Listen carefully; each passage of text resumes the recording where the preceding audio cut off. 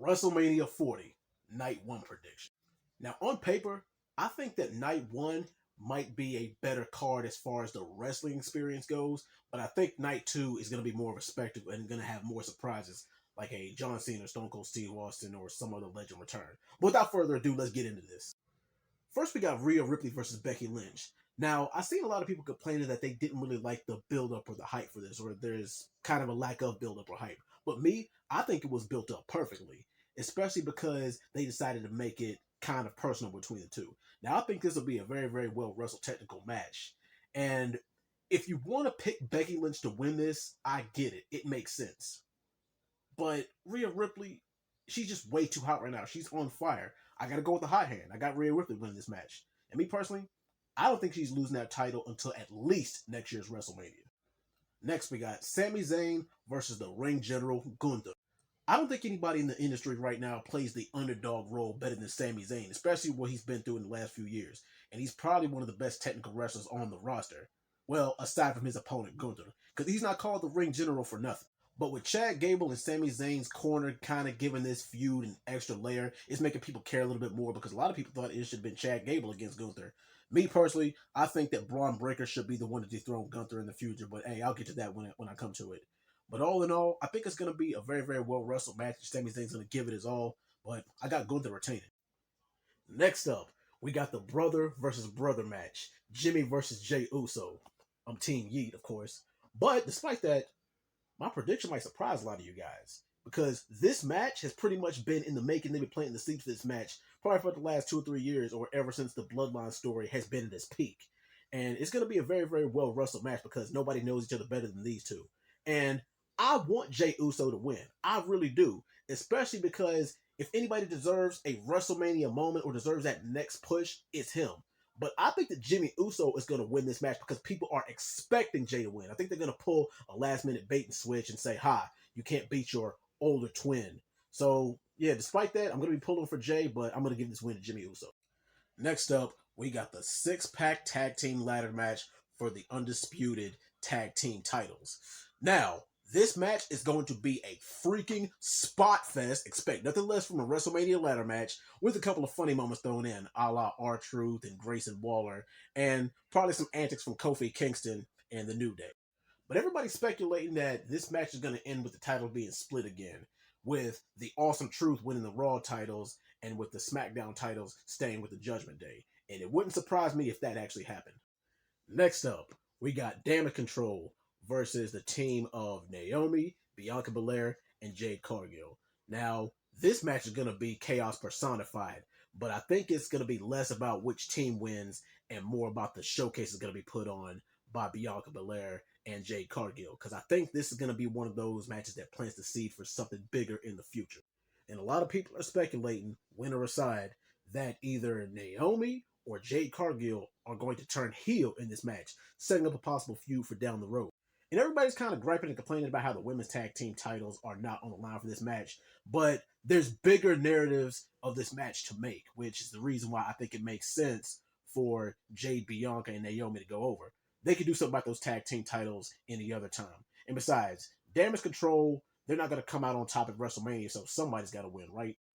And last but not least, Night 1's main event, the Bloodline featuring The Rock and Roman Reigns and the team of Cody Rhodes and Seth freaking Rollins. Now, they have set this match up beautifully. 5 stars. And it wouldn't surprise me if this was a better match than the Night 2 main event because of the way that The Rock turned heel and Cody Rhodes winning the Royal Rumble. And, of course, the backstory with the Shield, with Roman Reigns and Seth Rollins. And, man, it's just been pure chaos. I mean, you can't ask for a better story than this. Now, there's a lot of people who are saying that this match is not going to end clean. There's some people speculating that Seth Rollins hasn't forgotten his losses to Cody Rhodes and that Seth Rollins is going to screw Cody over. And that wouldn't be further from the truth. I mean, that would make the most sense. But I think, if anything, that Drew McIntyre or another Bloodline member is going to interfere in the match, causing Cody Rhodes and Seth Rollins' loss. Because I think that Seth still needs to be faced going into his heavyweight title match. And we all know the stipulation. If The Rock and Roman Reigns win, it's Bloodline rules for Night 2. But if Seth and Cody win, then Bloodline is banned from the main event of night 2. But I just feel safer picking the Rock and Roman Reigns. But anyway, guys, that's my WrestleMania 40 Night 1 prediction. Y'all stay tuned for Night 2. WrestleMania 40 Night 2 prediction. Now, I know I left this match out in a previous video, but I'm going to go ahead and get to that now. We got Dirty Dominic Mysterio and Santos Escobar versus the legend Rey Mysterio and Dragon Lee. Now, I don't know how much chemistry Dirty Dom has with Santos Escobar, but the fact that Escobar now has beef with the LWO because Rey Mysterio gave Dragon Lee his blessing, that's enough to have him over the deep end. That gives them a common enemy. Now, with Dom having enough on his plate dealing with the Judgment Day, that's going to be enough to get a distraction. And I think that Rey Mysterio is going to get one last hurrah in a big WrestleMania victory. And what better than this one?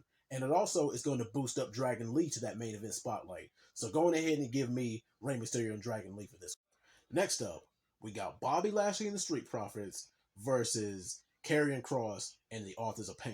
Now, I love all these guys on the card. I really do, and I think they're brilliant performers. But I think this is going to be the sleeper match on the card. Now, the individual feud between Karrion Kross and Bobby Lashley has been it's been kind of hot and cold. I mean, they've had a couple of entertaining wrestling matches, but it's just that there's no real true backstory to it. Or maybe there has, and it just hasn't really been built the right way. Now, there's a lot of people, if you ask them, they think that this is going to be the sleeper match on the card. I disagree, but I think that there's going to be a whole bunch of high-flying spots and some OMG holy spots and a whole bunch of power moves throughout. It's not going to be a technical wrestling match. You know, it's just going to be one of those wow OMG kind of things. But if you ask me who needs this win more, I'm going to say Karrion Kross and the Authors of Pain. Next up, we got the Women's Championship match between Bayley and Io Sky. Now, this match has been in the works for months, especially because we've seen the friction in the Damage Control stable and Bayley pretty much being all but excommunicated. Me personally, I hope that we see the old school face hugger Bayley with the wacky waving inflatable arm 2-man entrance. And as far as Io Sky, a lot of people don't really feel that her title reign has been... Now, there's a lot of people who don't really think that Io Sky has had a dominant enough run as the women's champion. I think that she's done enough so that people on the main roster know who she is. But I think that with Bayley making a full face turn, she deserves this win. She deserves her comeuppance. So give me Bayley in this match. Next up, we got AJ Styles versus LA Knight. Yeah. Now, a lot of people, myself included, think that there should have been some special stipulation in this match to give it some more meaning, like a street fight or a last man standing match. But this match is just fine. And I'm in the general consensus that LA Knight is going to get the win here because AJ Styles is already cemented. But there's some people who think that, well, why is LA Knight on the card not wrestling for some title?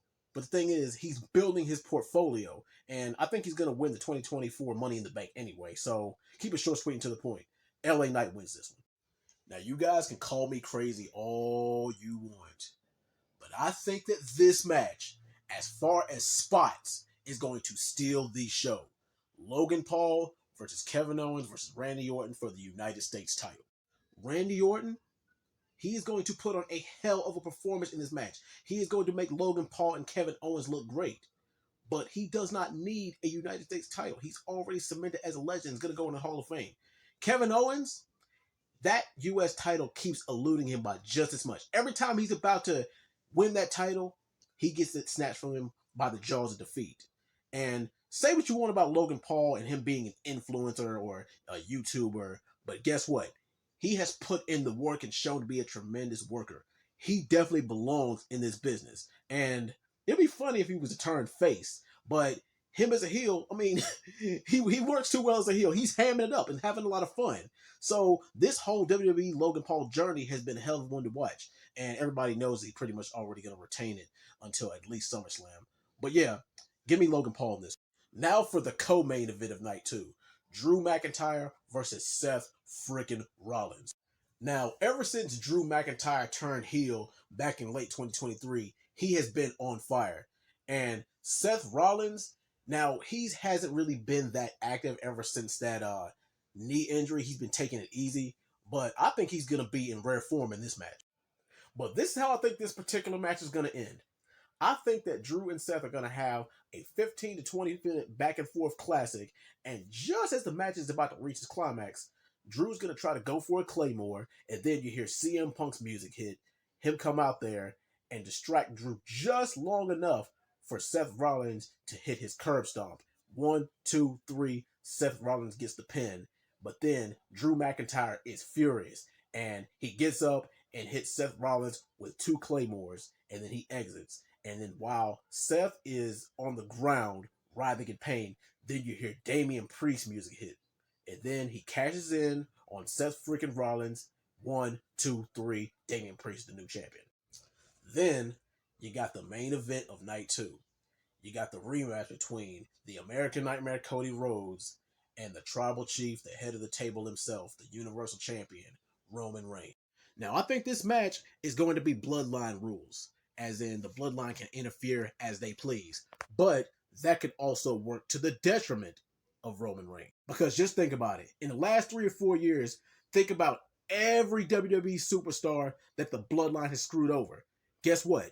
That rule doesn't just apply to him. It applies to him. So I could definitely see Cody getting some help from a Drew McIntyre, from a John Cena, or maybe someone else. And also, call me crazy here, but I think this is going to plant more seeds for SummerSlam and next year's WrestleMania as well.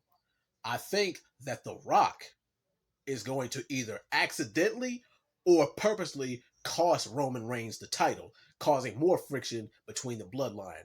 And I think that Cody Rhodes is going to finish his story and come out as the new Universal Champion. Anyway, guys, that's my WrestleMania 40 Night 2 predictions. You guys leave it in the comments and tell me what you think.